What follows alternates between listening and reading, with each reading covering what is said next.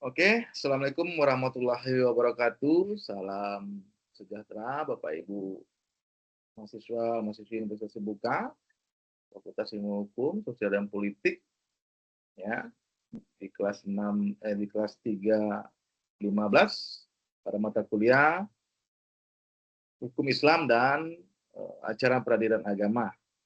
Pada hari ini adalah web kedua di sesi 4 ya, Bapak Ibu ya.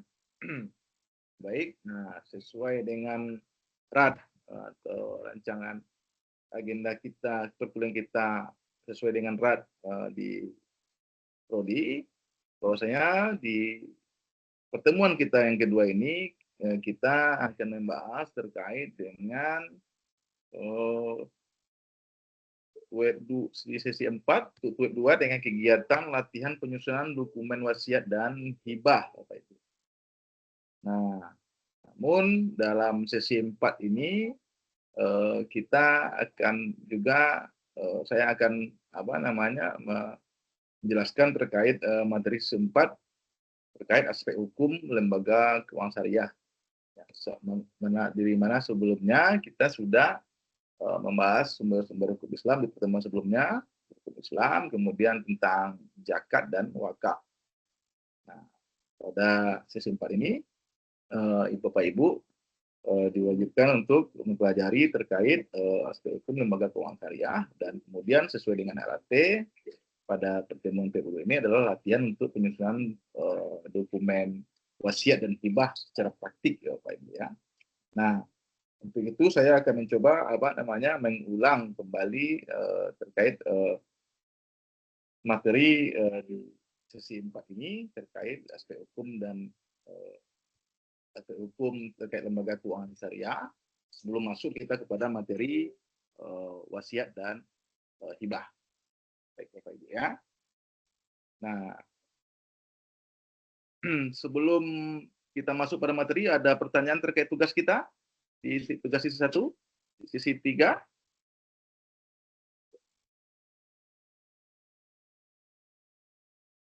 Tidak ada? Tidak, Bapak. Lancar semua tugasnya. Aman, Pak. Aman ya.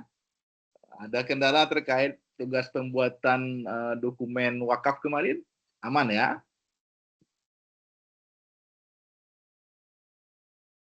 Oke, saya coba screen share dulu materi kita ya.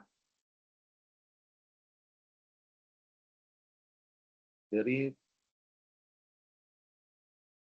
lembaga keuangan syariah ya.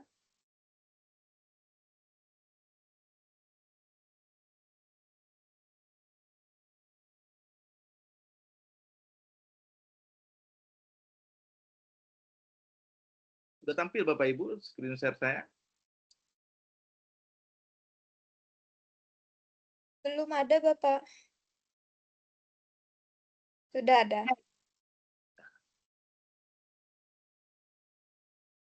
Sudah, Pak, sudah muncul. Muncul ya. Sudah ada, Pak. Ya.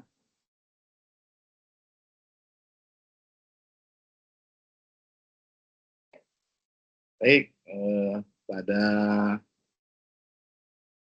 hari ini saya mungkin akan membahas sedikit ya terkait pokok-pokok materi sesi 4 ini, karena ada bahasan juga nanti di dalam diskusi kita di sesi 4 ini ya terkait aspek hukum lembaga keuangan syariah Bapak Ibu ya. Baik. Nah,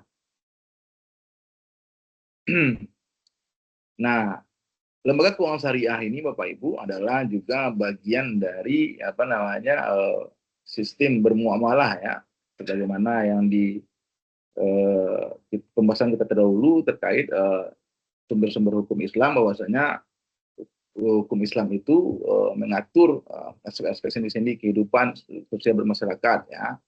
Nah, termasuk dari akidah, akhlak ya, termasuk hubungan Abu Minanas dan Abu Minallah ya, hubungan secara manusia ya.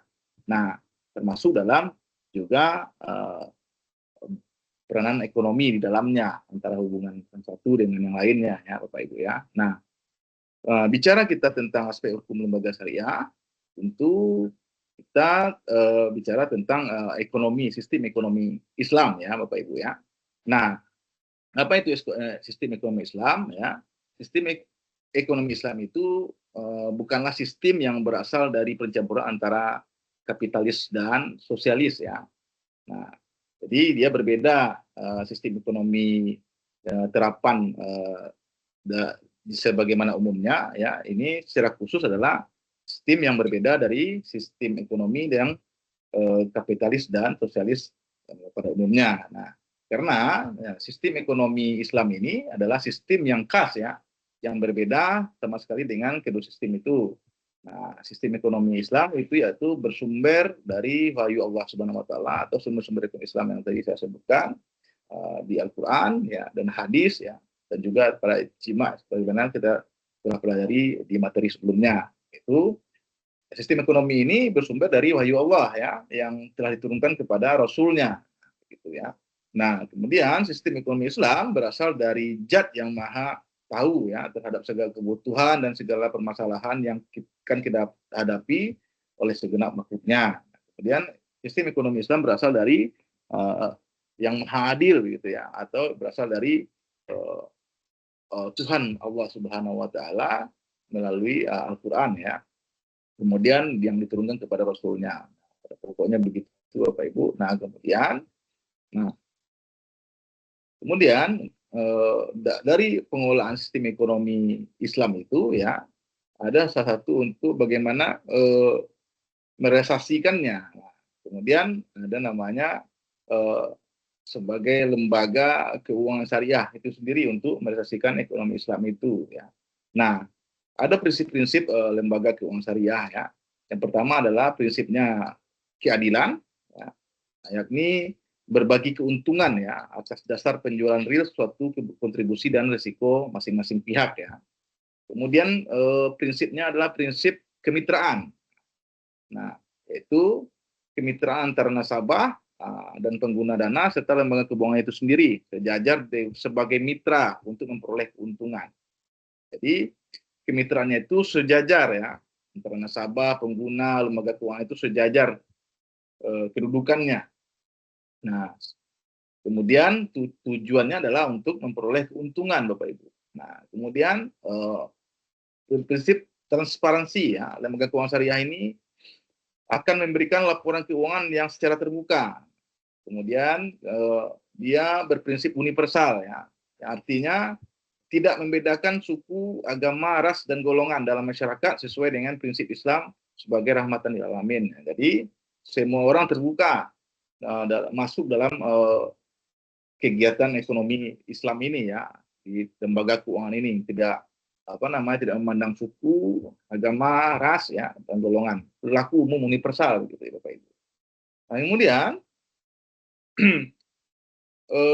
selain dari prinsip yang 4 tadi juga lembaga keuangan syariah itu berprinsip kemudian pertama itu adalah melarang ya, larangan menetapkan bunga. Nah, pada semua bentuk dan jenis transaksi. Jadi itu nanti adalah perbedaan antara lembaga keuangan konvensional dengan keuangan syariah dalam sistem ekonomi Islam ini ya. Pertama dia larangan untuk menetapkan bunga. Jadi tidak ada bunga dalam keuangan syariah. Kemudian menjalankan aktivitas bisnis dan perdagangan berdasarkan pada kewajaran dan keuntungan yang halal. Ya, keuntungan yang halal ini tentu mengacu pada syariat Islam ya, syariah ya, syar'i. Kemudian dia juga berprinsip mengeluarkan zakat dari hasil kegiatannya. Bagaimana pembahasan kita yang lalu kita sudah membahas terkait zakat ya Bapak Ibu ya. Kemudian larangan menjalankan monopoli. Ya. Kemudian juga yang kelima adalah bekerja sama dalam membangun masyarakat ya, melalui aktivitas bisnis dan perdagangan yang tidak dilarang oleh Islam. Nah, jadi sama-sama membangun ya ekonomi dalam kehidupan bermasyarakat. Baik. Nah, apa itu ciri-ciri lembaga keuangan syariah Bapak Ibu? Nah, ciri-cirinya yang pertama adalah dalam menerima titipan ya, dan investasi, lembaga keuangan syariah harus sesuai dengan fatwa Dewan Pengawas Syariah. Jadi, dalam pengelolaan keuangan syariah ini ya, dalam sistem ekonomi Islam, dia ada dikelola oleh fatwa pengawas syariah. Dewan Pengawas Syariah. Nah, kemudian yang kedua, hubungan antara investor atau penyimpan dana, pengguna dana dalam lembaga keuangan syariah sebagai mitra usaha, bukan hubungan antara debitur dan kreditur. Nah, itu ciri-cirinya. Yang kedua. Yang ketiga adalah bisnis lembaga keuangan syariah bukan hanya berdasar pada profit oriented, tetapi juga pada falah oriented, yang ini kemakmuran di dunia dan kebahagiaan di akhirat. Jadi dia tidak hanya berfokus pada profit oriented, juga kepada tidak hanya kepada kepentingan dunia, juga kepada kebahagiaan di akhirat, ya, sesuai dengan artinya kebahagiaan akhirat itu menjalankannya mendapat suatu pahala begitu ya. Nah, kemudian yang keempat, konsep yang digunakan dalam transaksi di lembaga keuangan syariah, ya Bu, Bapak Ibu, berdasarkan prinsip kemitraan bagi hasil. Nah, jadi dia tidak ada bunga, tapi kemitraannya adalah kemitraan bagi hasil. Atau sewa menyewa, ya, menggunakan transaksi komersil dan pinjam-minjam, ya, seperti atau cash dan kredit guna transaksi sosial, tapi tidak dalam sistem penerapan bunga, tapi dalam sistem penerapan bagi hasil. Kelima, lembaga keuangan syariah hanya melakukan investasi yang halal, itu sesuai dengan syariat Islam, ya, dan tidak menimbulkan kemudaratan serta tidak merugikan syiar Islam. Nah, lanjut lagi. Nah, bagaimana sih bentuk-bentuk lembaga keuangan syariah itu, Bapak Ibu, ya? Lembaga keuangan yang pertama ada berbentuk dia lembaga keuangan bank, seperti bank gitu ya. Yaitu lembaga keuangan yang menghimpun, ya, dan menyalurkan dana kepada masyarakat serta melakukan kegiatan jasa-jasa pendukung lainnya seperti transfer, ya, clearing, penagihan, ya, dan lain-lain itu sebagainya. Sama seperti bank konvensional pada umumnya, tapi dia tidak menerapkan bunga, tapi dia sistemnya berbagi hasil. Nah, kedua bentuk lembaga keuangan syariah itu yang selain bank ada juga lembaga keuangan yang bukan bank, yaitu lembaga keuangan yang secara langsung maupun tidak langsung menghimpun dana dari masyarakat dan menyalurkan dalam bentuk pinjaman, ya, di koperasi syariah misalnya, ya, itu bukan bank, ya. Nah, nah, kemudian tentu bank itu bukanlah dimaksud pada bank konvensional, tapi bank syariah atau perbankan syariah. Nah, apa itu perbankan syariah? Perbankan syariah adalah sesuatu yang menyangkut bank syariah dan unit usaha syariah. Jadi bank syariah itu adalah yang menyangkut sesuatu bank syariah dan unit usaha syariah yang mencangkup kelembagaan kegiatan usaha serta cara dan proses dalam melaksanakan kegiatan usahanya, serta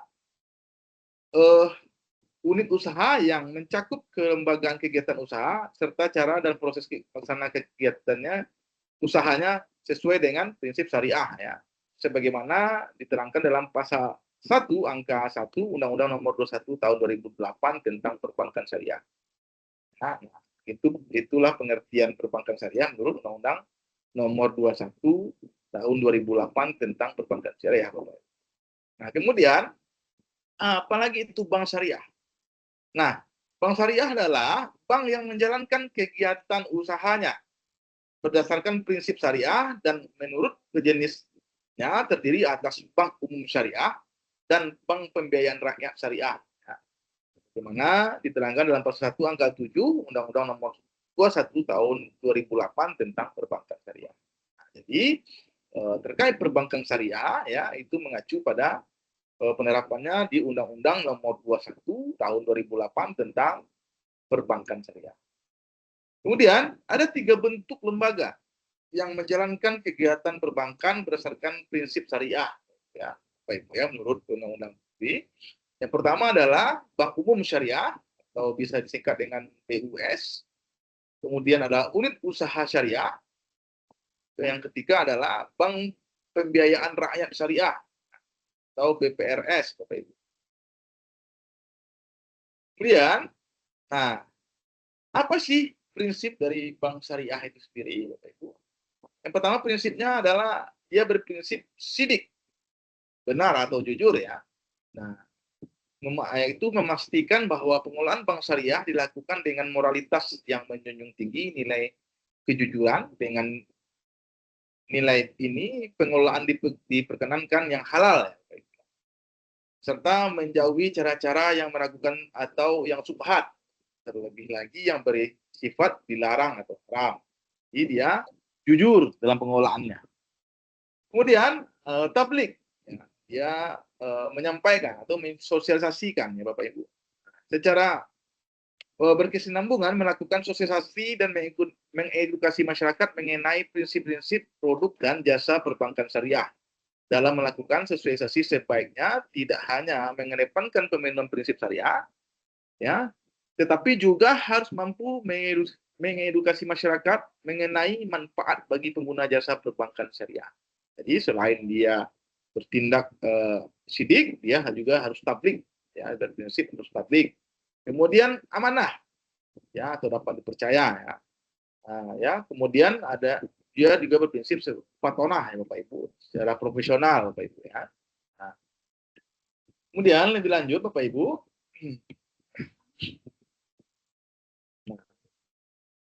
bagaimana operasional dan produk dari bank syariah itu sendiri?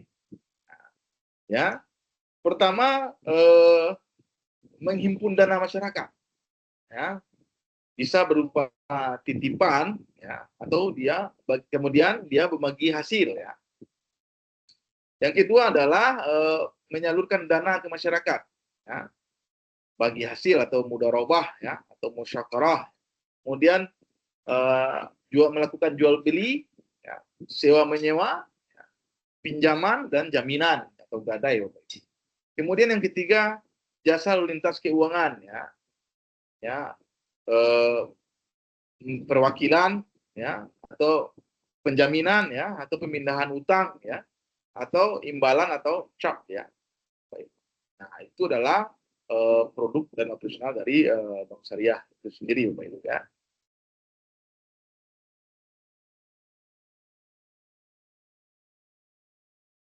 Nah,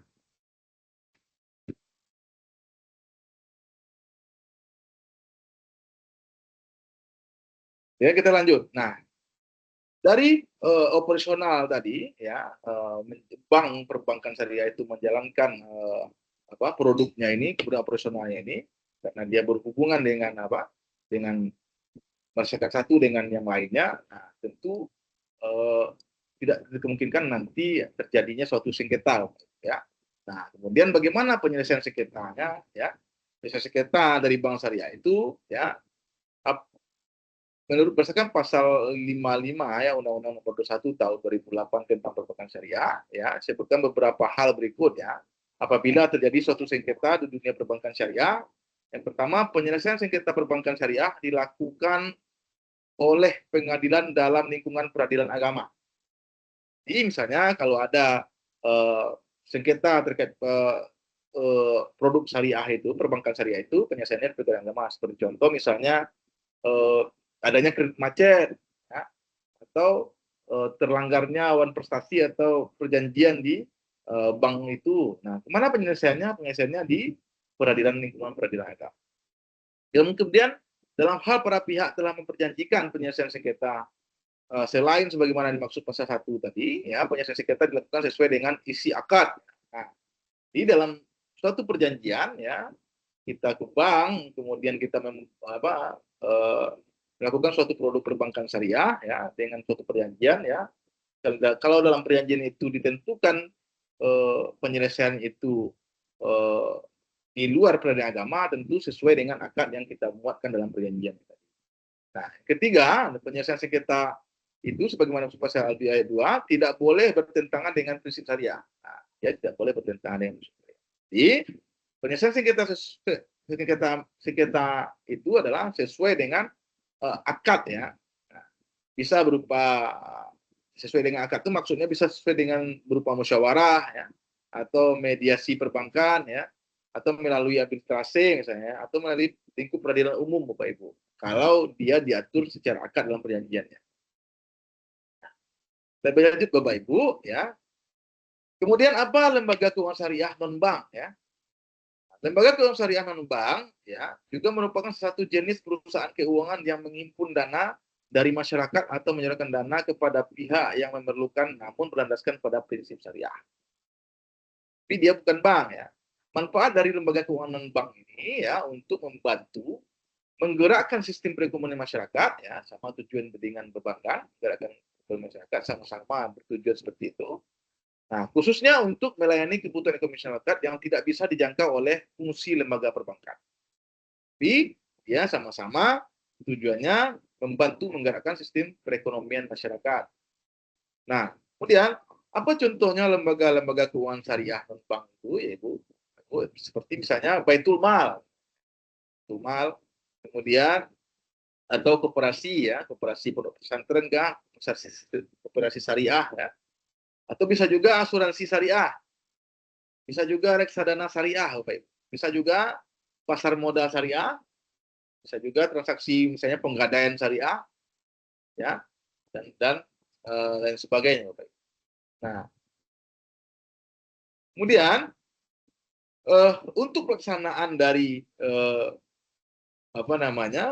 perbankan syariah ini tentu dia tidak terlepas dari perjanjian ya. Nah, perjanjian itu dia harus mengkontinuasinya pada akad. Jadi setiap perjanjian di dalam perbankan itu di dalam perbankan syariah dia mengacu pada akadnya. Nah, apa sih istilah-istilah akad dalam kegiatan syariah ya? Pertama ada akad yang namanya akad ijorah ya. Nah, suatu perbuatan hukum ya antara seorang dengan perbankan ya di dalam perbankan syariah yang membedakannya dengan keuangan lembaga keuangan konvensional adalah terkait akadnya, Bapak Ibu. Pertama adalah perbuatan hukumnya adalah akad seperti akad ijorah ya.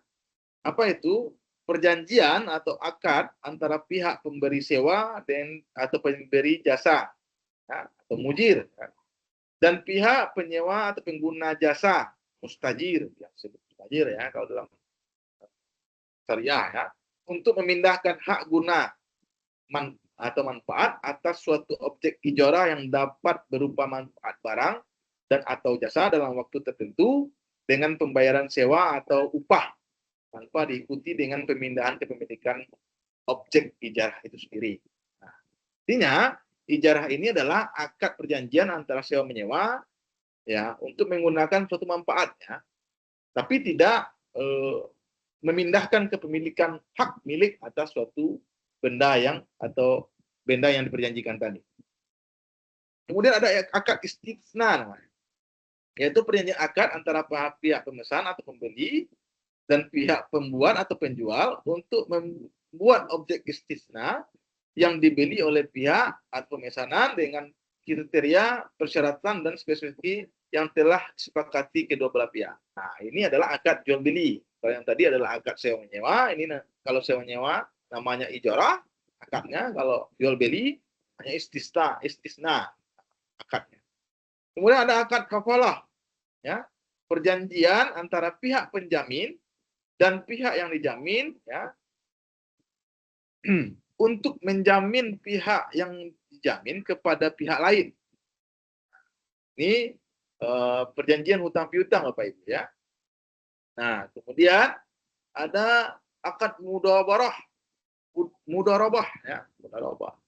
Perjanjian kerjasama antara pihak pemilik modal dan pihak pengelola usaha. Ya, dengan cara pemilik modal ya menyerahkan modal dan pengelola usaha untuk mengelola modal tersebut dalam suatu usaha. Nah, ini akad untuk melakukan investasi ya, disebut dengan akad mudharabah.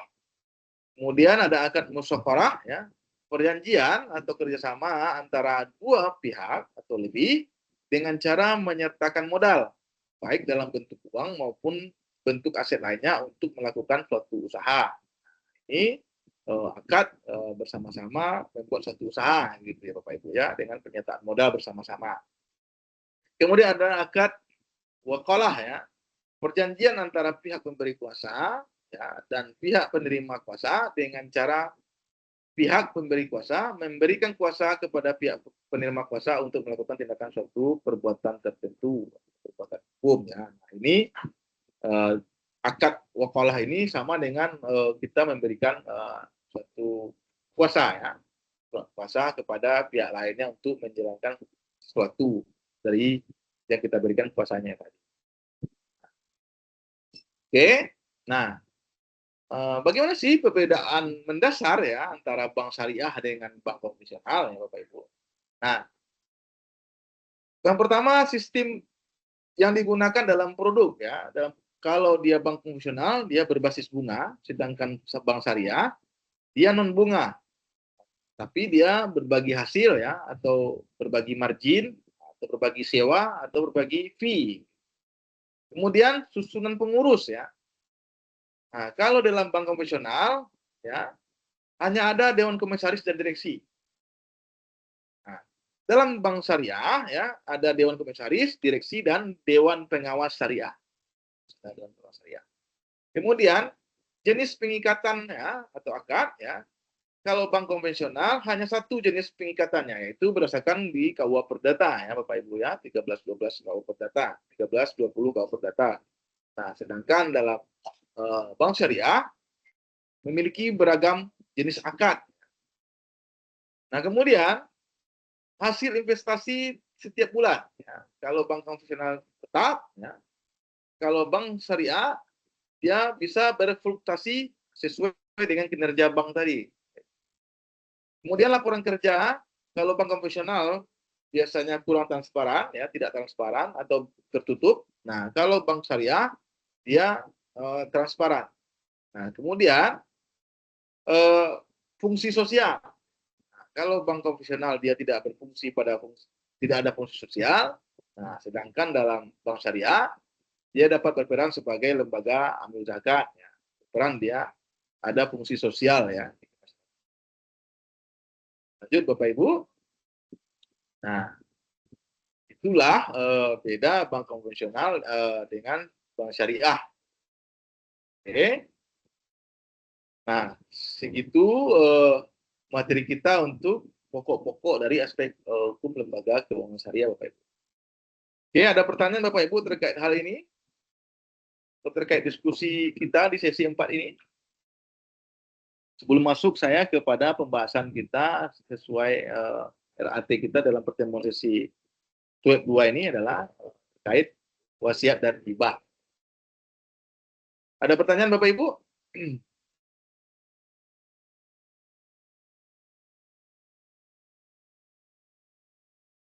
Halo? Ada dengar suara saya Bapak Ibu? Dengar Pak. Dengar, Pak. Tidak Bapak, cukup. Kalau tidak ada pertanyaan, kita lanjut pada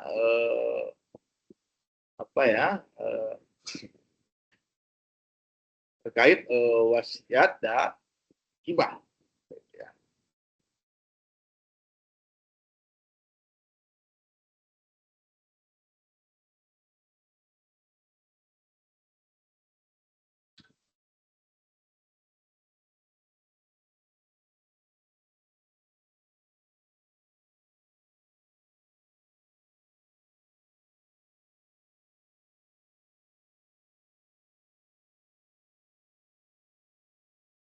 Sudah tampil screen share saya Bapak Ibu terkait wasiat dan hibah ini?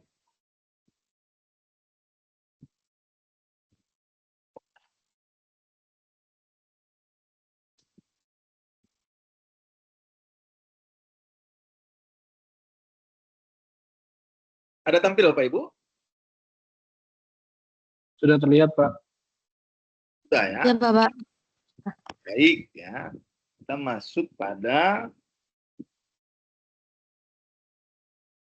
aspek hukum wasiat dan hibah Bapak Ibu. Kalau sebelumnya kita bicara soal zakat ya dan wakaf, sekarang kita bicara soal hukum wasiat dan hibah secara praktik ya, Bapak Ibu, ya. Kemudian apa itu wasiat dan hibah Bapak Ibu?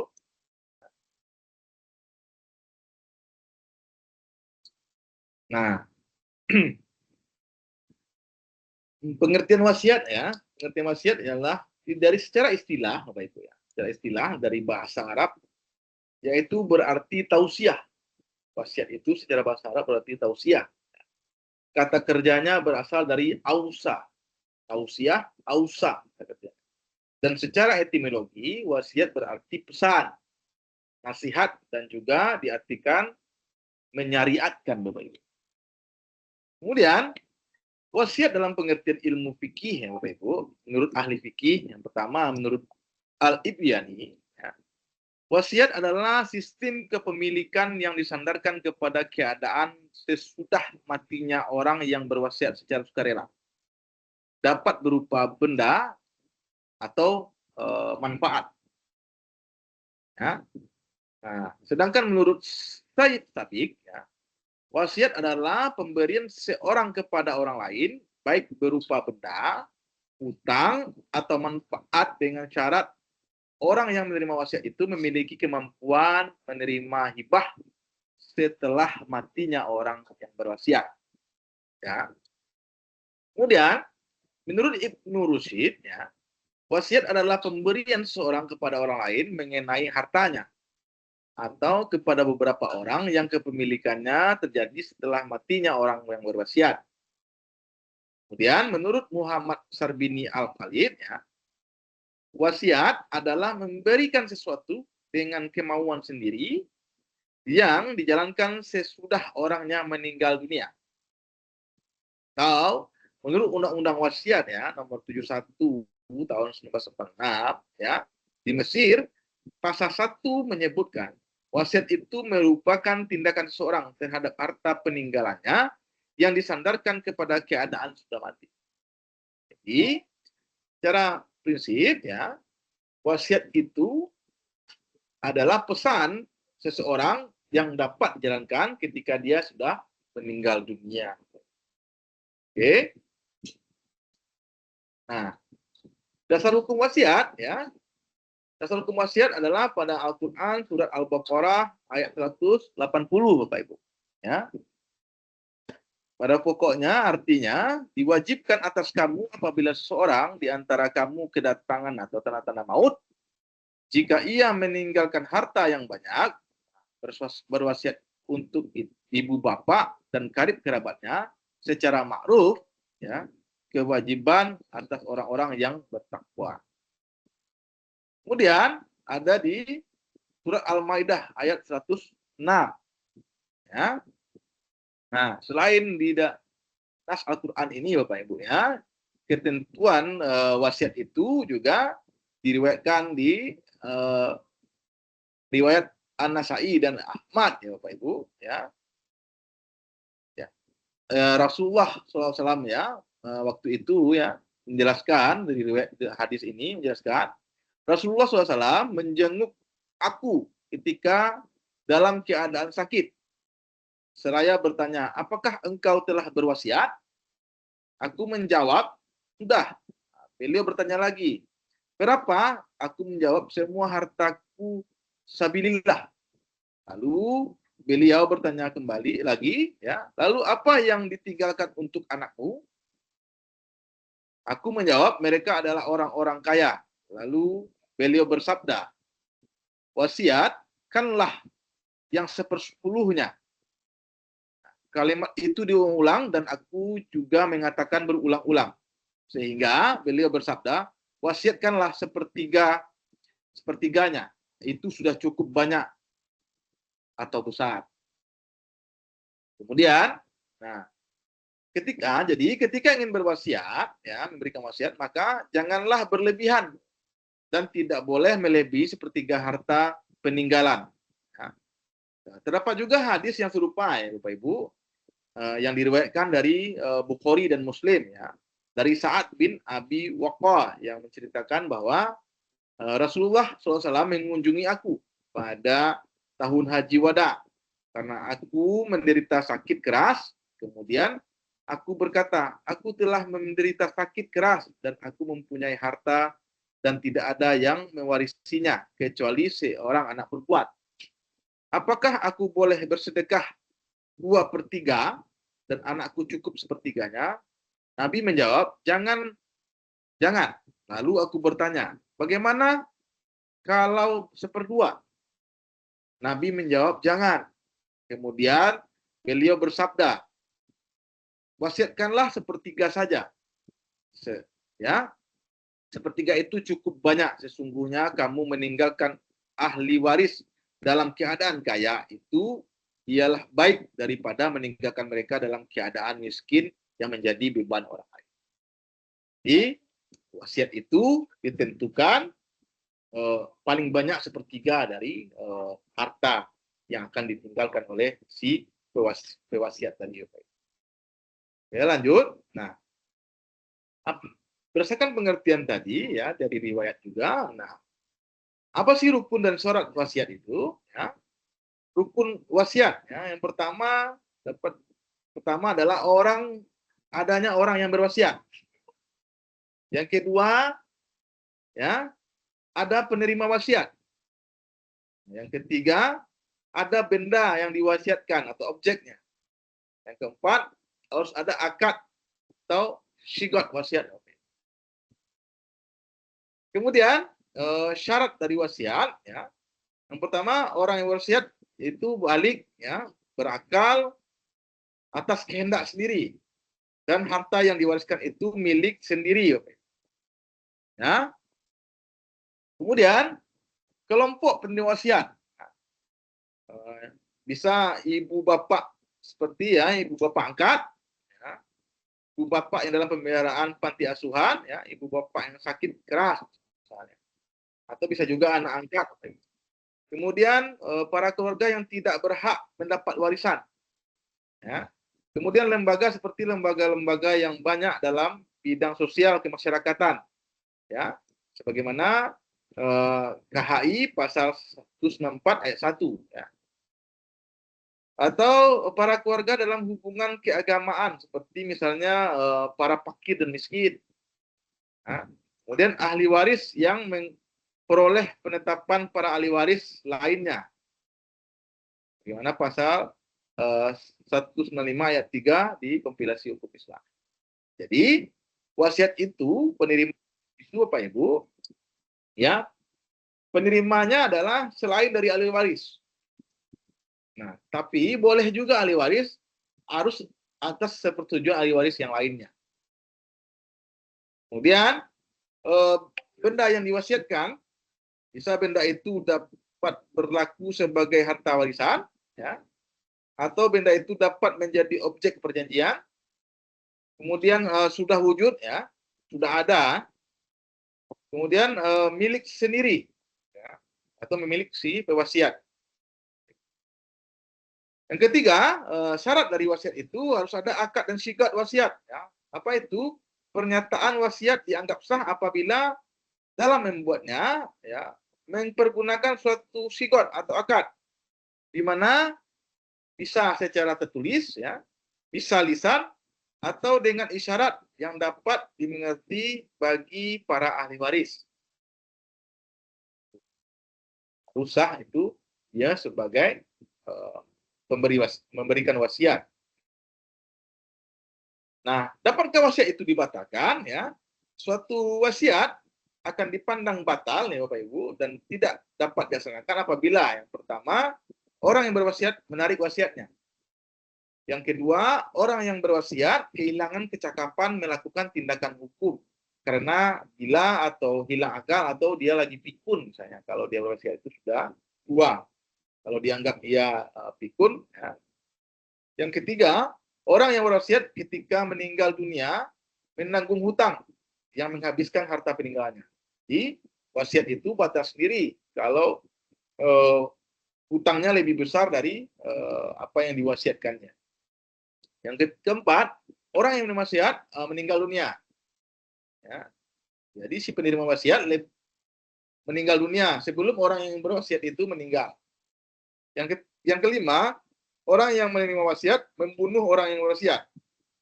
Yang keenam, orang yang berwasiat, yang menerima wasiat, menolak wasiatnya. Jadi, wasiat itu boleh juga ditolak oleh penerima wasiat.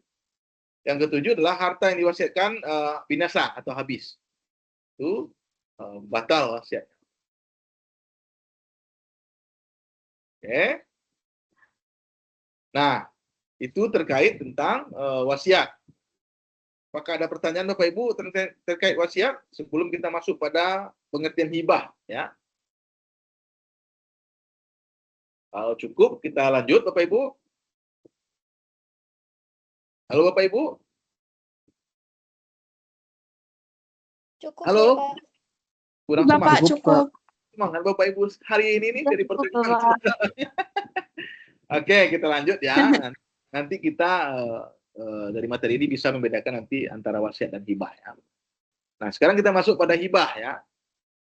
Pengertian hibah ya, secara kata hibah itu ya, secara bahasa adalah bahasa Arab ya, yang berarti kebaikan atau keutamaan ya, yang diberikan suatu pihak kepada pihak yang lain berupa harta atau bukan ya. Kemudian menurut istilah agama Islam, hibah itu semacam akad atau perjanjian yang menyatakan pemindahan milik seseorang kepada orang lain di waktu ia masih hidup tanpa mengharapkan sedikit pun imbalan ya. Jadi dia memberikannya secara cuma-cuma. Kemudian jadi hibah adalah pemberian sesuatu untuk dimiliki tanpa adanya ganti sesuatu semasa hidupnya. Jadi dia hibah itu pemberian cuma-cuma. Jadi hibah itu dilakukan sewaktu dia orang yang memberi itu masih hidup. Langsung berlaku dia Bapak Ibu. Beda dengan wasiat tadi. Wasiat itu pemberlakuannya ketika dia sudah meninggal dunia. Ya. Di mana dasar hukum hibah itu ya? Ya, dasar hukum hibah itu ya terdapat dalam Al-Qur'an surah Al-Baqarah ayat 107 ya. Surah Ali Imran ayat 92 ya. Kemudian dari hadis Nabi Muhammad SAW ya diriwayatkan dari Khalid bin Al ya, barang siapa yang diberi saudaranya ya kebaikan dengan tidak berlebih-lebihan dan tidak dia minta, hendaklah diterimanya. Sesungguhnya yang demikian itu adalah rezeki yang diberikan oleh Allah kepadanya. Hadis riwayat Ahmad ya, dari Khalid bin Al. Kemudian ada hadis dari Abu Hurairah ya, Abdullah ibnu Umar dan Siti Aisyah radhiyallahu an bahwa Rasulullah bersabda, saling memberi berhadiahlah kamu sesama, maka kamu akan saling mencintai. Jadi memberikan hibah itu sama juga memberikan hadiah. Oke, lanjut. Nah, berdasarkan pengertian tadi, dapat kita simpulkan rukun dan syarat hibah. Yang pertama, rukun hibah itu pertama harus ada sigot atau akad hibah. Ya. Kemudian ada si penghibah, ada orang yang penerima hibah, kemudian ada barang yang dihibah. Kemudian syarat hibah ya, pertama sigot hibah ya. Nah, dalam pemberian hibah diperlukan sigot, yaitu akad di mana terdiri atas ijab dan kabul. Nah, jadi harus ada ada ijab dan kabulnya. Ada penerima, saya berikan, kemudian saya terima, kabul gitu ya. Kemudian penghibah. Nah, penghibah itu adalah pemilik harta yang akan dihibahkan. Kemudian penghibah itu mampu atau bertanggung jawab jika terjadi persoalan atau perkara di pengadilan yang berhubungan dengan hibahnya. Jadi dia penghibah bertanggung jawab. Dan yang ketiga, penghibah tidak berada di bawah perwalian ya, atau pengampuan orang lain karena lemah akalnya. Jadi si penghibah ini dia harus sehat akalnya, Bapak Ibu. Kemudian penghibah itu dalam melakukan tindakannya atau hibah tadi atas dasar kehendak dia sendiri, bukan karena terpaksa, dan juga melakukan perbuatan itu atas dasar pilihannya sendiri. Ya. Kemudian penerima hibah bahwa ia telah ada, artinya tidak berada di dalam kandungan. Jadi penerima hibah itu harus sudah lahir dulu, ya, tidak berada dalam kandungan, harus sudah ada duluan. Ya. Kemudian, nah, jadi hibah itu tidak boleh ketika diberikan hibah itu masih dalam kandungan. Seorang diberi penerima hibah tidak boleh ya. Ya sudah lahir lebih dahulu. Nah, dalam perpindahan milik nanti hibah hendaklah hibah tadi itu ya hendaklah ada artinya bahwa kita harus ada saat penghibahan atau setelah sigat akad diucapkan. Jadi sudah lahir ya. Kemudian jika penerima itu belum mukallaf ya, maka sebagai penerima hibahnya yaitu wakil atau walinya atau orang yang bertanggung jawab memelihara dan mendidiknya. Nah, jadi hibah bisa penerima hibah itu bisa dilakukan kepada anak-anak atau orang yang dalam pengampuan di walinya. Siapa yang menerima nanti yaitu walinya yang menerima. Itu bedanya dengan wasiat tadi Bapak Ibu. Kemudian barang hibah ya. Barang hibah itu harus telah ada saat hibah dilaksanakan.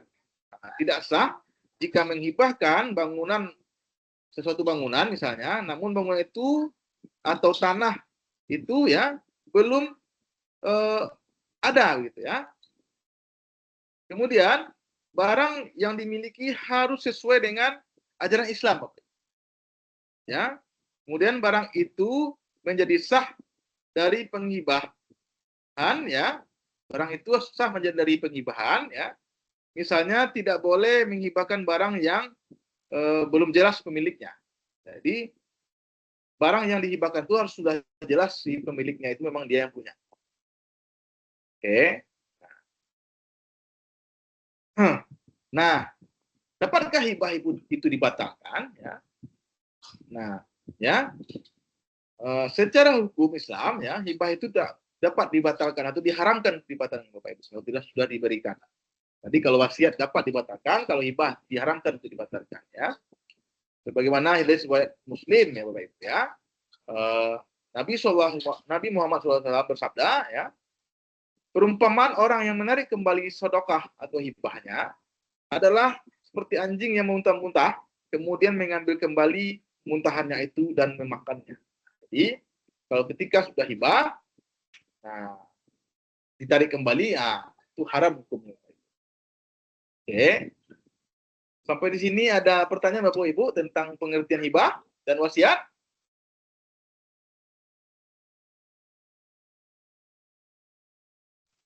Izin Bapak, Ya, selamat malam. malam Pak. Nah, jadi perkenalkan Pak, nama saya Oktoris Nazara. Ya, Pak Jadi, Oktoris. ini ada sedikit yang kurang mengerti mengenai yang hibah ini Pak. Bisa, Hibah. ya, hibah Pak. Yang mana yang tidak Jadi, mengertinya Bapak Oktoris? Ini Pak contohnya perumpamaan aja ini Pak ya. Itu yang orang yang menghibahkan, contohnya dihibahkan kepada seseorang. Jadi kita punya istilahnya entah surat hibah ya Pak. Ya. Jadi kebetulan yang menerima hibah ini tiba-tiba mungkin meninggal dunia, ya kan Pak? Ya. Terus mungkin yang mewariskan hibah itu mungkin keluarganya, bisa jadi saudara atau orang tuanya kalau masih ada. Kalau tidak ada orang tua berarti tinggal saudaranya. Jadi pertanyaannya di sini Pak, contohnya itu yang hibah dari yang dihibahkan kepada saudara yang mereka yang telah meninggal itu, mungkin saudaranya ini lebih satu orang. Jadi mereka memperebutkan hak atas hibah tadi. Ya. Jadi mungkin terjadi suatu sengketa atau permasalahan dalam hibah tersebut. Itu penyelesaian hibah, contohnya masalah hibah tersebut, Pak, di mana bisa kita gugat ya? Entah apa bisa di pengadilan negeri atau mungkin di pengadilan agama, Pak. Mohon pencerahannya, Pak. Karena kurang paham juga mengenai hibah ini, Pak. Baik ya. Jadi pada pokoknya pertanyaan Pak Oktoris adalah seseorang penerima hibah, ya. Kemudian si penerima hibah ini meninggal dunia. Begitu toh? Pak, Ya kan? Siapa? meninggal dunia, kemudian setelah dia meninggal dunia, ya, ahli waris dari penerima hibah ini bersengketa dia.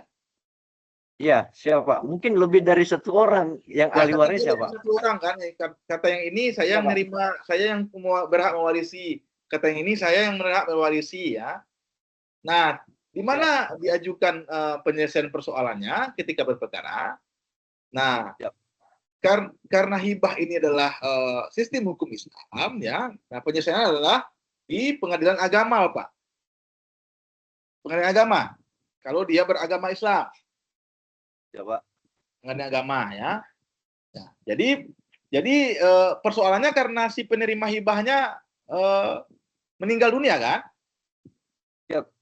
Tapi sewaktu perbuatan hibah ini dilakukan, penerima hibahnya masih hidup. Masih, Pak, masih. Ah, Contohnya aja masih. nih, Pak, masih hidup. Nah, Masih. Waktu misalnya objeknya apa? Objek hibahnya misalnya tanah. bisa jadi, Pak, istilahnya lah dalam bentuk Misalnya tanah. apa nama aset lah, Pak, aset. Nah, Nah, kita bilang aset. asetnya berupa tanah misalnya, ya. Ya, Nah, kemudian bisa. hibah itu diterima oleh penerima hibah sewaktu dia masih hidup. Ya, Pak. Ya, nah kemudian si penerima hibah ini artinya ketika hibah itu telah dilakukan ketika penerima hibahnya masih hidup sesuai dengan rukun syarat yang kita bahas tadi, artinya hibahnya telah sah, berpindahlah ke pemilikan, ya, berpindahlah ke pemilikannya, ya, berpindahlah ke pemilikan hibah tadi, ya, berpindah ke pemilik waris. Nah, kemudian aset hibah itu selama dia hidup digunakan oleh si penerima hibah. Kemudian penerima hibah meninggal dunia. Kan begitu, ya? Nah, kemudian setelah meninggal dunia, para ahli warisnya lebih dari satu orang misalnya. Nah, bersengketa.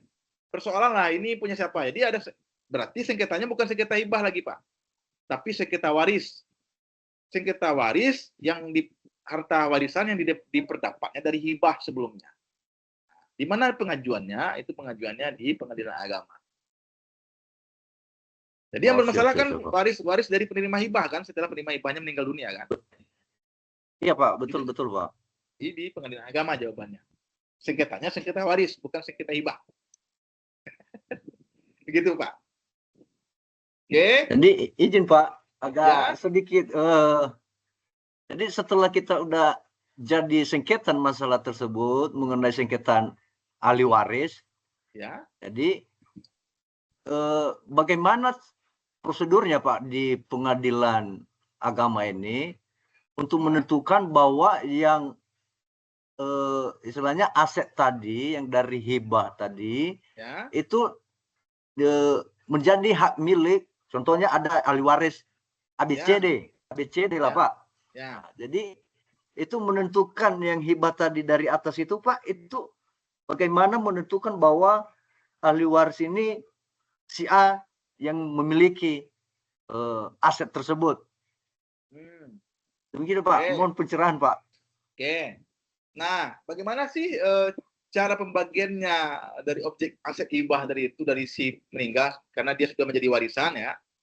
Terjadi sengketa ahli waris, ya. Nah, tentu para ahli waris dia mengajukan gugatan di pengadilan agama Pak Waris. Nah, kemudian dalam gugatannya itu nanti dia memuatkan tuntutan haknya dari ada posita dan ada petitum namanya. Nah, kemudian nanti pembagian warisnya tidak sama, ya. Dari sistem tidak sama, Pak, karena pembagian waris itu antara anak laki-laki, antara perempuan dan laki-laki itu berbeda penentuan warisnya, ya. Ya. Kalau dia laki-laki, ya, antara bapak laki-laki, ya, ibu laki-laki, anak laki-laki, saudara laki-laki dengan perempuan, ya, ibu, ya, dengan anak perempuan, saudara perempuan itu berbeda penentuan kadar warisnya dari aset itu. Ya. Kalau dia laki-laki dapat dia 1/3 dari aset. Kalau dia perempuan 1/8. Beda lagi kalau ayah atau ibu. Nah, itu diatur nanti di kompilasi hukum Islam tentang penentuan waris. Oh, siapa? Nanti, Nah, terima kasih penjelasannya, Pak. ya, nanti atas sengketa itu, gugatan itu nanti majelis hakim dalam pengadilan agama mengeluarkan putusan ya, putusan dari sengketa waris itu. Oke, Pak. Pak. Masih nampak Ya, screen share makasih, saya? Pak. Ya. Masih nampak screen share saya, Pak? Ya, Pak. Nampak screen share saya? Bahan materinya ya, Pak? Ya, masih tampil? Oh, enggak, Pak. Di sini enggak, Pak. Ya. Kalau ini tampil? Nah, tampil, Pak. Siap-siap, Pak. Tampil, Pak. Oke, kita lanjut ya. Kita masuk pada, jadi hibah itu ketika kalau sudah berbeda statusnya, ketika misalnya dia telah mengibahkan orang yang masih hidup kemudian ditarik kembali, ya itu haram hukumnya, Pak Otoris. Tapi ketika hibahnya telah diterima, kemudian sudah dinikmati, kemudian dia meninggal dunia, terjadi sengketa, bukan sengketa hibah lagi namanya, tapi sengketa waris, Pak Otoris. Masih nampak screen saya ya, materi saya ya? Siapa? Oke. Siapa? Kita lanjut Makasih, pada latihan penyusunan dokumen wasiat dan hibah secara praktik ya.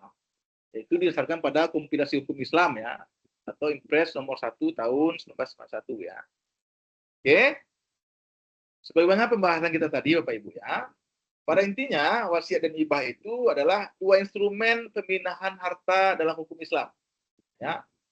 Yang berbeda, berlakunya berbeda dan waktunya pun berbeda. Ya, kalau wasiat itu dia dilakukan semasa dia hidup, kemudian berlakunya sewaktu dia meninggal dunia. Kalau hibah dilakukan semasa dia hidup, waktunya langsung dia berlaku sewaktu dia hidup, hibah itu terjadi. Ya. Pertama, wasiat itu berdasarkan kompilasi hukum Islam itu diatur di KHI ya, wasiat diatur di pasal 194 sampai dengan 209. Sedangkan hibah ya diatur di pasal 2110 sampai 214. Ya. Pemberian wasiat ya, pemberian harta yang berlaku setelah wasiat meninggal dunia ya. Kemudian kalau tadi hibah, pemberian harta saat pemberi masih hidup secara sukarela.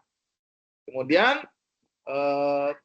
wasiat ya, pewasiat ya tadi balik berakal ya. Kalau dalam hukum kita tentu minimal dia harus berusia 21 tahun ya, berakal dan tidak terpaksa sukarela. Kemudian kalau hibah, wahib, si pemberi hibah nama wahib ya. Dia juga harus balik berakal dan tidak di bawah pengampuan. Kemudian kalau penerima wasiat ya bukan ahli waris ya, kecuali izin semua ahli waris. Kemudian kalau penerima hibah ya bisa siapa saja termasuk ahli waris Bapak Ibu.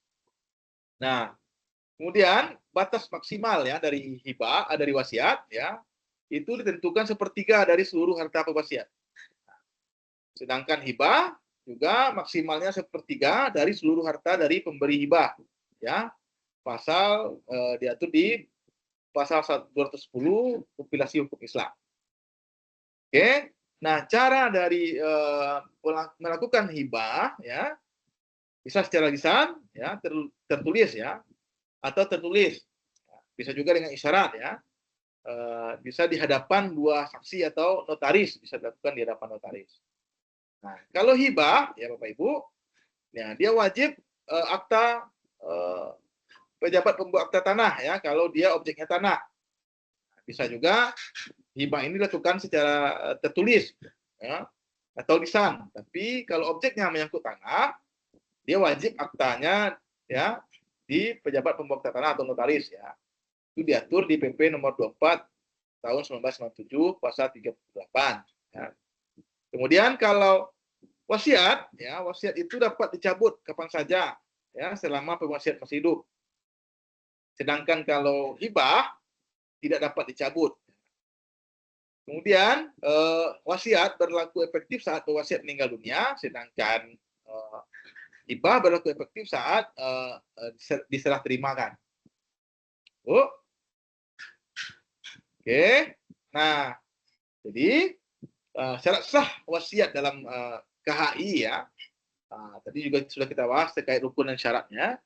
Ya, rukun dan syarat wasiat yang wajib dipenuhi agar sah secara hukum Islam dan KHI. Yang pertama ya tadi ya, balik berakal ya, minimal umur 21 tahun dan sudah menikah ya, atau belum menikah. Kemudian berakal, sehat dan sehat membuat wasiat ya. Merdeka, tidak dalam paksaan, tidak dalam kondisi sakit parah. Kemudian penerima wasiat ya, jelas identitasnya dan dapat diidentifikasi. Kemudian bukan ahli waris kecuali seluruh ahli waris yang disetujui. Kemudian badan hukum harus ada saat wasiat berlaku ya. Kalau wasiatnya di badan hukum ya harus ada saat si penerima wasiat itu harus ada saat wasiat berlaku. Tidak boleh dalam kandungan ya. Kemudian tidak melakukan perbuatan membunuh si pewasiat. Kemudian objek wasiat ya, pertama harus milik sah pewasiat dan dapat diserah terimakan. Kedua, yang kemudian maksimal sepertiga dari total harta pewasiat. Kemudian benda yang akan ada di kemudian hari boleh. Ya. Yang ketiga, kemudian yang keempat, bukan benda yang diharamkan secara syariah. Kemudian cara pembuatannya bisa lisan. Kalau lisan itu harus di hadapan 2 orang saksi. Kalau kemudian bisa tertulis ya di hadapan 2 orang saksi. Ya, kemudian di hadapan notaris bisa dianjurkan pembuatan wasiat itu tertulis dan dianjurkan di hadapan notaris. Kemudian saksinya itu harus berakal, balik, adil dan harus beragama Islam. Kemudian, nah, bagaimana sih secara praktik penulisan dokumen penyerahan wasiat itu secara praktik ya, secara tertulis? Sama halnya dengan wakaf Bapak Ibu ya. Wakaf itu sistematika penulisannya tidak ada hal baku ya. Tapi surat wasiat itu secara tulis harus ada judul ya. Judul ya. Itu diatur di KHI pasal 104 sampai 29 ya, memuat judul. Kemudian harus ada memuat identitas para pihak, itu tentu pewasiat, ada identitas pewasiat, ada penerima wasiat Bapak Ibu ya. Kemudian ada akad yang diwasiatkan, ya akad ya. Ya kemudian menuliskan apa objek wasiatnya di akad itu ya. Saya wasiat, kemudian memberikan wasiat kepada si B ya, harta wasiatnya apa, kemudian objek wasiat, memuat objek wasiat, kemudian objek itu tidak melebihi dari sepertiga harta si pewasiat. Kemudian ditandatangani Bapak Ibu ya, ditandatangani oleh pewasiat ya. Kemudian harus ada saksi, ditandatangani oleh saksi 1 dan saksi 2. Oke. Oke. Nah, kemudian itu wasiat Bapak Ibu ya. Kemudian bagaimana dengan hibah ya? Rukun dan syarat hibah ya, itu sebagaimana di pasal 210 sampai 214 Kompilasi Hukum Islam Bapak Ibu. Ya. Pertama rukun hibah ya, ada wahib atau pemberi hibah. Ini dia harus balik ke berakal atau minimal secara hukum minimal berusia 20 tahun atau sudah menikah, sama dengan pemberi wasiat tadi. Berakal sehat, tidak di bawah pengampuan ya. Objek hibah itu maksimal ya sepertiga harta dari si penghibah. Kemudian bebas dari paksaan dari pihak manapun. Kemudian kalau penerima hibah jelas identitasnya dan ada saat hibah. Anak di bawah umur boleh tapi diwakili oleh walinya ya. Atau boleh ahli waris atau bukan. Kemudian harus menyatakan qabul atau menerima. Kemudian harus ada objek hibah ya.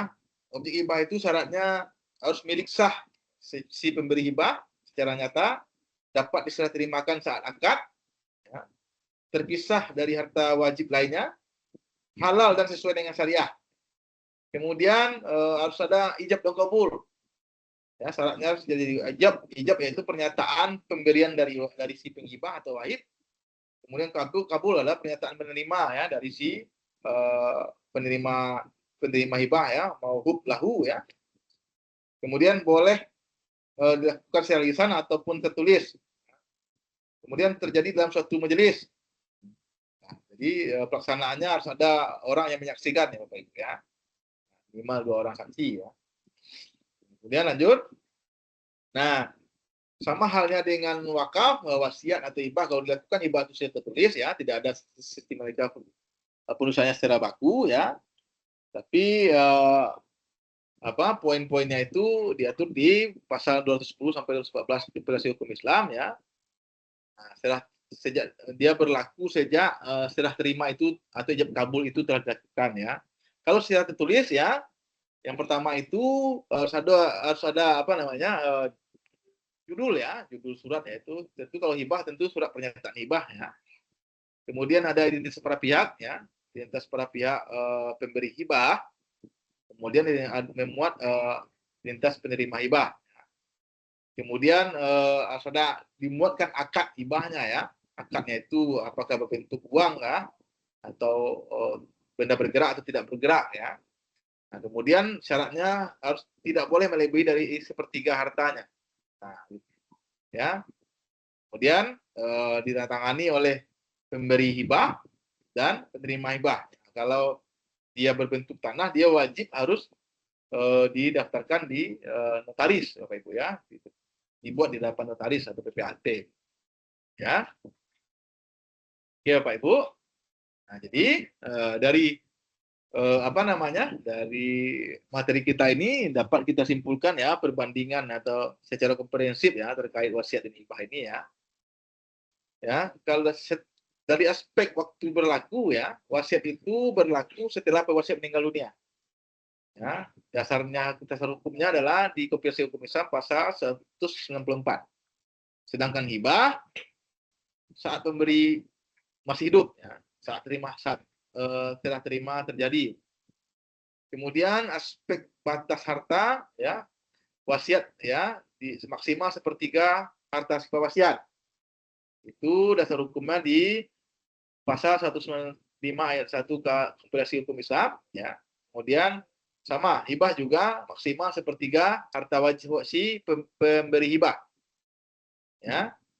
Kemudian dari aspek penerima, kalau wasiat dia bukan ahli waris, ya. Nah, kalaupun dia ahli waris harus sepersetujuan dari izin semua ahli waris. Sedangkan hibah boleh siapa saja, termasuk ahli waris. Kemudian kalau dari wasiat itu dapat dicabut ya Bapak Ibu ya, selama wasiat masih hidup, sedangkan hibah tidak dapat dicabut, dibatalkan. Kemudian wasiat ya dianjurkan pembuatannya untuk diaktakan notaris. Nah, kalau hibah wajib akta di PPAT atau notaris. Nah, kemudian wasiat itu diatur mulai dari pasal dasar hukumnya diatur di pasal 194 sampai 209 ya, Kopilasi Hukum Islam. Sedangkan hibah mulai dari pasal 210 sampai 214 Kopilasi Hukum Islam. Nah, di mana tadi sengketa, kalau terjadi sengketa terkait wasiat dan hibah ini, nah, sama-sama di pengadilan agama ya, di Islam ya. Nah, sesuai dengan pertanyaan Bapak tadi itu, Bapak Oktoris. Ya. Oke, lanjut. Nah ini saya muatkan latihan penyusunan surat wasiat ya. Bisa nanti Bapak Ibu pelajari ya. Oke. Nah, selain wasiat tadi juga, berdasarkan kompilasi hukum Islam pasal 209 ya, ada yang namanya wasiat wajibah, Bapak. Nah, apa itu wasiat wajibah ya? Wasiat wajibah ini maksudnya wasiat yang diberikan kepada anak angkat ya, atau bapak angkat ya. Nah, kemudian lanjut prosedur alur pengesahan sengketa kalau terjadi sengketa ya di pengadilan agama ya. Ini sengketa, ini alurnya Bapak Ibu ya. Kemudian pertama itu bisa konsultasi dengan panitera ya, kemudian pendaftaran gugatan atau permohonan ya, kemudian ada alur mediasi, kemudian sidang pembuktian, kemudian putusan ya. Lalu nanti eksekusi ya kalau terjadi sengketa ya. Oke. Nah, oke Bapak Ibu. Ini lanjut saya nih. Nah, ini panduan visual ya terkait prosedur pembuatan surat wasiat berdasarkan KUHP Perdata dan Praktik Notaris, Bapak Ibu. Ya. Pertama itu adalah holografis, ditulis tangan sendiri, ditangani dan dititipkan pada notaris. Begitu juga dengan hibah, ditulis sendiri ya. Nah, itulah tadi surat pernyataan yang kita bahas sebelum di atas tadi ya. Nah, setelah itu baru dibuat di hadapan notaris. Ya. Nah, baru nanti disegel oleh pembuat, diserahkan kepada notaris ya dengan saksi. Ya, atau di minuta ya, dirahasiakan oleh notaris di minuta ya, sama dengan hibah juga begitu. Oke, materi ini nanti bisa dipelajari lebih lanjut Bapak Ibu ya. Nanti akan saya kirim ke WA grup ya Bapak Ibu. Oke Bapak Ibu, ada pertanyaan tentang apa kita ini? Materi kita ini terkait wasiat dan hibah, Bapak Ibu? Pak Oktoris, ada pertanyaan? Izin Pak. Ya. Jadi mengenai perbedaan apa itu tadi Pak, yang wasiat sama hibah itu, kan di wasiat itu bisa dibatalkan wasiatnya ya Pak. Jadi Ya, bisa tentang hibah, itu hibah kalau tidak hibah bisa haram hukumnya. dibatalkan, haram hukumnya ya Pak. Ya. Jadi pertanyaannya situ, pertanyaannya Pak, yang apa kira-kira mungkin penyebabnya si yang pemberi wasiat ini sehingga membatalkan wasiatnya semasa dia hidup? Mungkin pertimbangannya kira-kira Pak, ya dari sisi mana bisa kita belajar dari situ Pak? Tentu kalau pembatalan itu, kalau misalnya dibatalkan secara sepihak oleh si pewasiat, tentu ukurannya subjektif ya. Tentu subjektif ukurannya. Misalnya saya sudah berwasiat nih, ketika saya hidup, saya berwasiat, saya mau kasih ke Pak Oktoris bidang tanah saya yang ada di Bekasi. Karena kita hubungan baik ya, sudah kayak saudara ya. Nah, saya berwasiat nih kepada anak saya nanti, kalau yang tanah saya di Bekasi, saya kasih ke Pak Oktoris misalnya gitu. Karena saya sudah hubungan baik dengan Bapak. Nah, kemudian di tengah-tengah perjalanan sebelum saya meninggal, kemudian saya ada persoalan pribadi dengan Bapak. Saya cabut lagi wasiat itu, boleh. Nah, kemudian kalau Bapak misalnya Bapak nggak terima misalnya, saya nggak terima wasiat itu dicabut Pak. Nah, berarti kan terjadi sengketa, ya kan? Ya, Pak. Bisa Bapak ajukan gugatan ke Pengadilan Agama. Bapak gugat saya atas wasiat yang telah saya berikan karena wasiatnya telah dilakukan secara tertulis, ada di hadapan notaris misalnya, ada bukti dia secara hukum begitu kan. Nah, tapi atau misalnya ketika saya meninggal dunia, wasiat tadi hutang saya banyak sehingga melebihi dari harta yang saya wasiatkan. Nah, juga bisa batal wasiatnya tadi. Atau bisa sewaktu saya meninggal dunia, harta saya habis misalnya. Karena saya semasa hidup terhutang misalnya. Padahal saya sudah berwasiat nih kepada anak saya nih. Kalau saya meninggal nanti Pak Oktoris dapat bagian nih di tanah saya di Bekasi misalnya. Tapi dalam perjalanan masa saya hidup, harta saya habis, malah saya terhutang lagi gitu. Sehingga tentu wasiat itu nggak bisa dijalankan begitu. Jadi kalau wasiat itu ada beberapa faktor subjektif yang bisa membatalkannya. Nah, berbeda dengan hibah ya. Karena wasiat itu kan berlakunya itu setelah saya meninggal, Pak. Setelah orang pewasiat itu meninggal dunia. Siapa? tentu kepemilikan harta wasiat tadi, itu tentu belum beralih dia sebelum dia meninggal. Berbeda dengan hibah. Kalau hibah, dia saat ijab kabul sudah dilakukan, peralihannya telah berpindah. Misal begini, saya punya tanah di Bekasi tadi, bukan saya wasiatkan, tapi saya hibahkan kepada Pak Toris. Ya. Nah, ketika kita sudah melakukan ijab kabul, ya, saya hibahkan tanah Bekasi kepada Toris dan Pak Toris sudah menyatakan kabul, saya terima tanah yang di Bekasi. Seketika itu sah dan beralih hak kepemilikannya. Nah, sehingga saya tidak ada lagi hak terhadap objek tanah yang di Bekasi itu, sudah beralih hak kepemilikannya kepada Pak Toris. Nah, sehingga kalaupun saya sudah meninggal dunia, nggak ada sangkut pautnya lagi dari harta yang telah saya hibahkan tadi. Sehingga haram hukumnya berdasarkan hadis riwayat Muslim tadi, kalau dia ditarik kembali ya, hibah itu.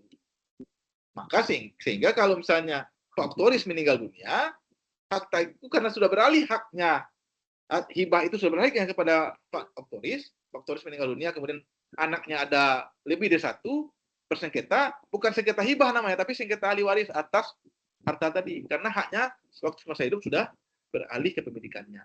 Begitu, Pak. Paham? Oke. Ada lagi pertanyaan?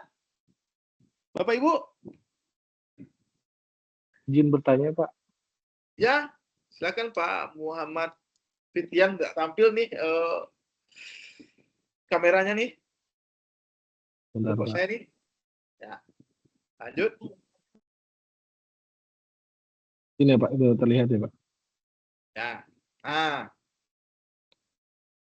Izin bertanya, Pak. Tadi Ya. pada saat penjelasan terkait waris, wasiat, tadi kan disampaikan penerimanya itu diperbolehkan ahli waris dengan seizin seluruh ahli warisnya ya, Pak ya.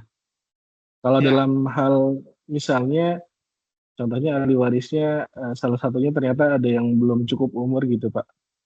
Apakah tetap bisa dilaksanakan itu? Misalnya anaknya cuma ada 2, terus dari orang tuanya itu mewariskannya ke anak yang pertama yang dimana udah cukup umur, sementara anak yang nomor 2-nya masih belum cukup umur. Itu apakah tetap bisa dilakukan itu, Pak?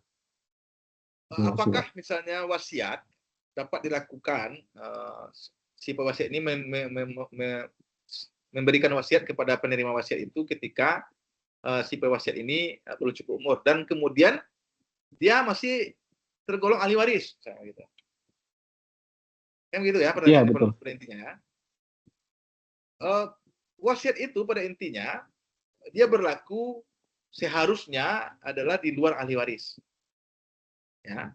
Kemudian wasiat itu ya bisa diberikan kepada ahli waris sepersetujuan seluruh ahli waris.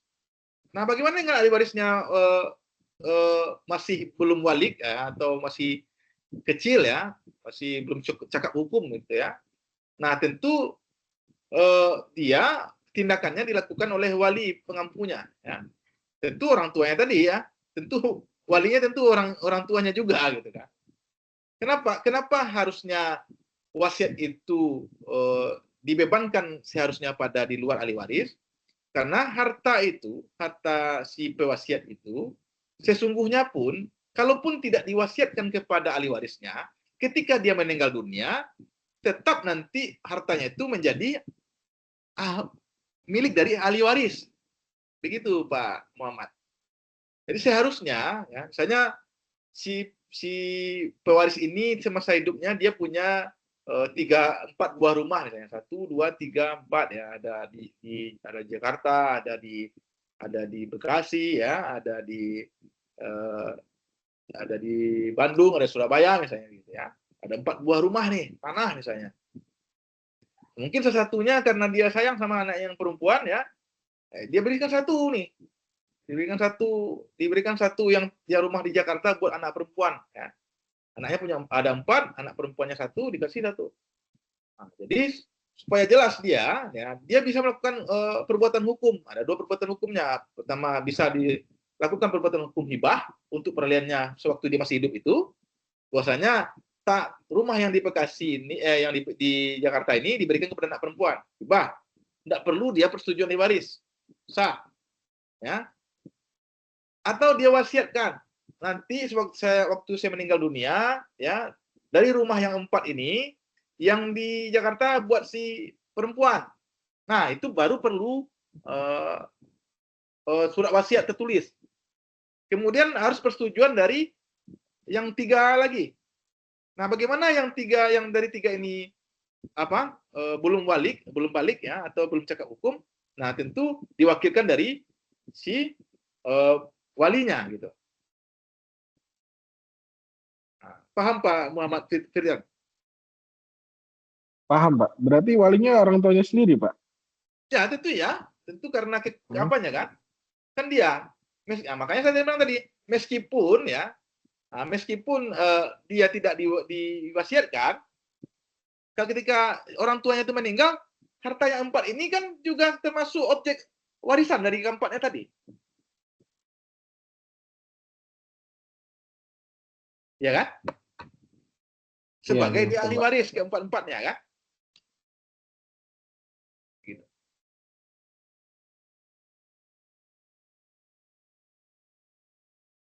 Kecuali wasiat itu dia masih dalam kandungan, belum lahir dia penerima wasiatnya.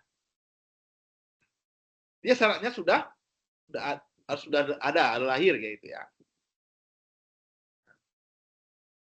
Oke, Pak Muhammad Fitrian. Baik, Pak. Terima kasih, Pak. Oke, ada pertanyaan lain? Sudah 8:30 ya, sudah 1,5 jam gitu Bapak Ibu ya. Nah, hadir hari ini 14 orang ya. Oh ya Bapak Ibu, silakan isi absennya. Karena absen bisa diisi ketika web kita ini berlangsung ya, atau sampai jam 9 nanti ya. Bapak maaf mau nanya, itu buat absennya itu diklik yang mana ya Pak? Kemarin soalnya yang web pertama itu nggak bisa absen. Yang absenin Bapak kemarin. Oh iya, ambil di sisi 4 ya. Nah, biar saya saya apa lagi ya? Oke. Oke.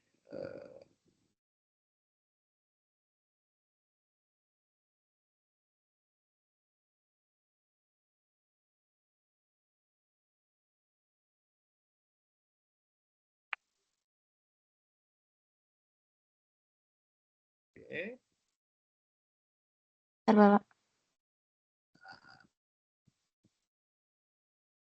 Nih udah masuk ke login. Ya sudah. Oke, ambil sisi 4 ya. Dan nah, di bawah link tweet kita ini. Ini kan link tweet nih. Ya. Iya. Nah, ambil yang attendance atau absensi kehadirannya tweet 2 ini. Klik. Iya. Nah, klik, kemudian klik tanda panahnya ini, Bu. Yang mana, Pak? Ini. Nampak? Saya kembali lagi ya. Di saya kok nggak ada panahnya itu ya, Pak? Ada nih ya, nih. Di saya ada nih. Tapi tampilan, iya di saya nggak ada ya, Pak. Yang Bapak Ibu yang lain ada? Halo, Bapak Ibu yang lain, ini ada nih. Pak Nurpolis sudah nih. Saya Adinda, Pak. Sudah semua nih. Nah, Pak Nurpolis sudah. Pak Jovanka sudah.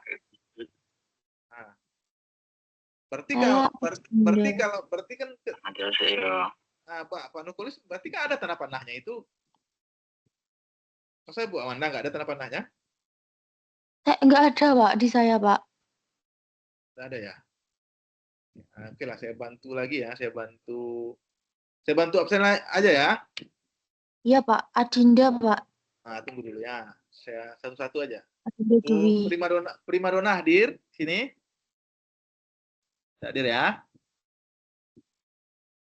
Saya Adinda Dwi Kurniawati. Kabar. Ada ya. Daidaban ada. Nafa Ali. Biar saya cek kembali. Pak Nurkolis ada? Ada, Pak. Ada. Oke.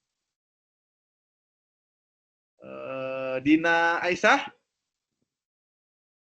Rahmat Setiawan? Pamah Andika? Muhammad Kurnia Trisandi? Ari Setiawan?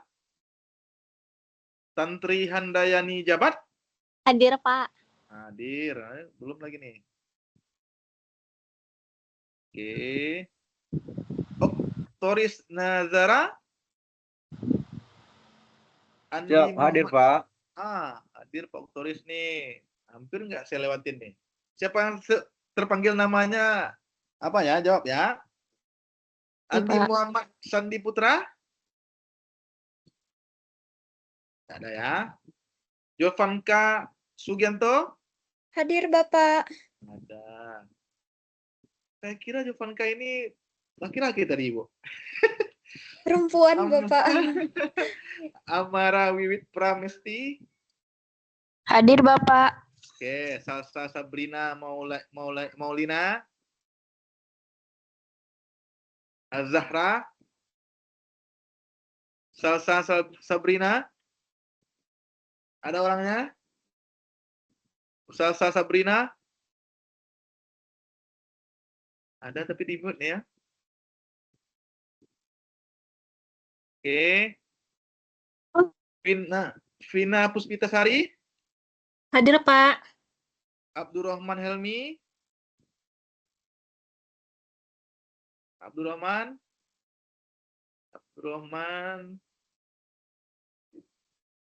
Ada tapi di mute ya. Oke. Saud Yusuf Nicholas? Hadir, Pak. Hadir. Lanjut, Vicky Adristika? Muhammad Fityan As-Sidik? Hadir, Pak. Hadir. Hadir, Pak. Vicky Andistrika, hadir ya? Vicky? Ada ya. Adinda Dwi Kurniawati? Hadir Bapak. Hadir. Afriza Arin Tamala? Ada. Aldiansah? Anissa Dianggraini? Ada? Hadir, Bapak. Hadir. Bramantio Kusuma? Ada? Ya. Lanjut. Geral Anugrah? Jonathan Panjaitan? Laude Lendragia? Muhammad Dilan Aldiwaras? Ada? Rijalul Akbar? Oke, ada ya. Oke, masih ada nama yang belum dipanggil Bapak Ibu? Sudah Bapak saya. Ya. Oke. Arifin, Pak. Ya, Arifin Yusuf, Pak. Arifin Yusuf, udah tadi? Belum? Udah ya? Belum dengar sih, Pak. Coba saya cek lagi ya. Arifin Yusuf.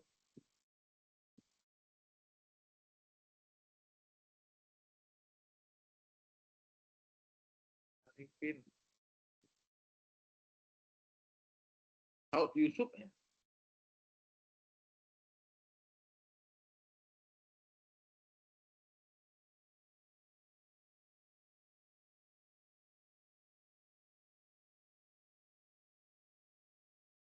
Arifin. Ada sini. Nah, ada nama Pak Arifin nih. Ada ya, Pak ya? Arifin Yusuf. Ketemu sama saya namanya nih. Sudah ya, Pak ya? Ya, makasih, Pak.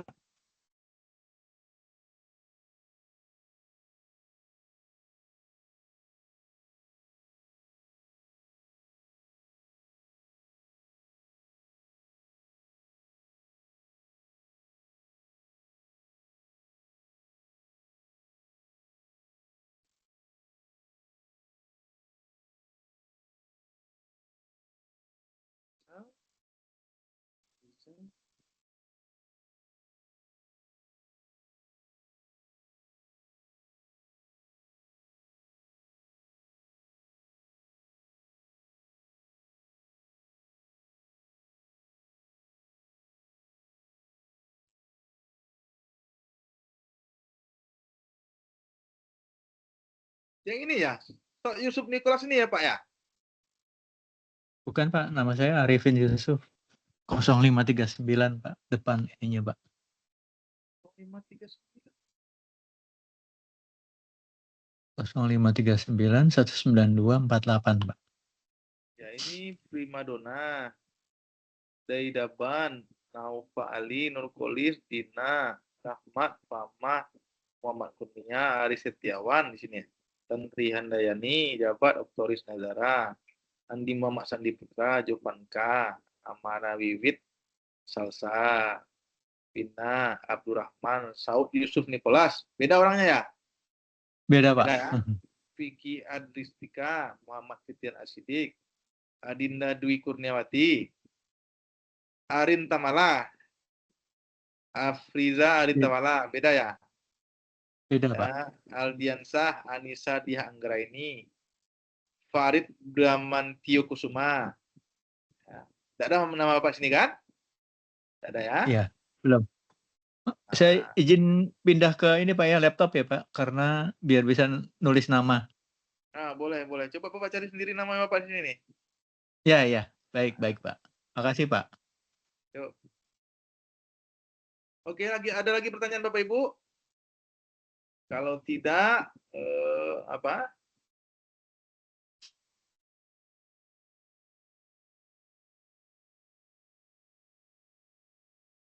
Kalau tidak, kita akhiri pertemuan kita hari ini, Bapak Ibu.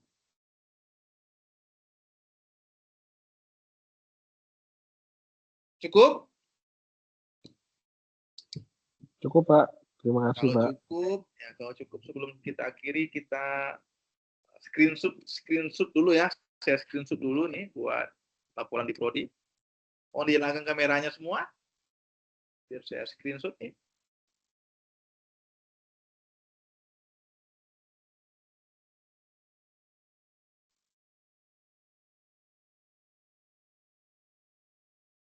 Oke. 1, 2, 3. Oke Bapak Ibu, sampai di sini pertemuan kita hari ini ya pada perkuliahan mata kuliah hukum Islam dan cara peradilan agama pada kelas 13 ya. Sampai jumpa kembali kita pada pertemuan kita selanjutnya di sesi 6 ya Bapak Ibu ya. Kita itu di sesi 2, sesi 4 dan sesi 6 ya. Untuk itu mohon maaf saya atas segala kekurangan dari pemaparan ya, salah ucap, salah bahasa ya.